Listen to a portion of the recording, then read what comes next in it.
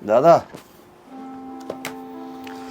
Ассаламу алейкум. Мухаммед, келиним. Кандай Ассаламу işsiz алейкум. Денсаулыктар иштери жакшыбы?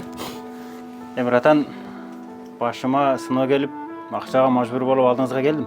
Кош кызмат. Мага кеминде 15 000 долларча акча керек болуп атат. Эгерде мүмкүнчүлүгүңүз болсо, мага бере турсаңыз. Акча маселесинде иним азыр бизде ишибиз жакшы эмес.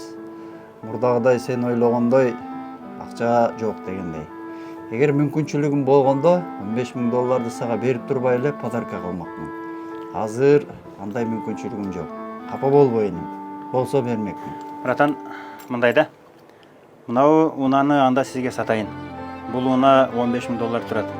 Абалы өтө жакшы. Мен акчага өтө зарылуулугум үчүн алып койсоңуз. Машинени канчага баалайбыз? 15 000 доллар. Так, иним мындай. Мен машинеңдин абалын билбейм, бирок 15 000 доллар эмес, эгер макул десең 8 000 доллар берип тура аламын. Братан, анчалык эмес. Бул унаны өзүңүз алып бербедиңиз беле магачы? Мухаммед, сөздү кыскарталы иним. Акча сага керек, мага керек эмес.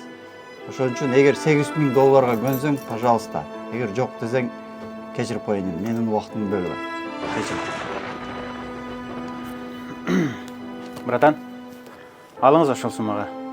Всё? Келиштикпи, ыраазысыңбы? Жарайт. О, хорошо, давай иним. Мухаммед, иним.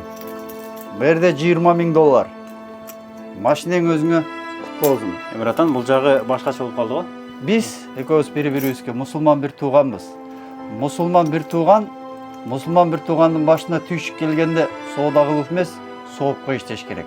Пайгамбарыбыз саллаллаху алейхи вассалам айткан: мусулман экинчи бир мусулман бир тууганга зулумдук кылбайт.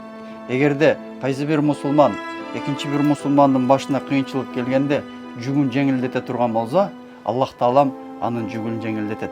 Бул шарияттын тартиби. Иним, ошон үчүн башыңды бийик көтөр. Бул акча сага карыз эмес, белек болсун. Братан, рахмат. Алла разы болсун. Мен анда ишти бүтүрө берейин. Всё. Давай, братан. Рахмат. Игилик.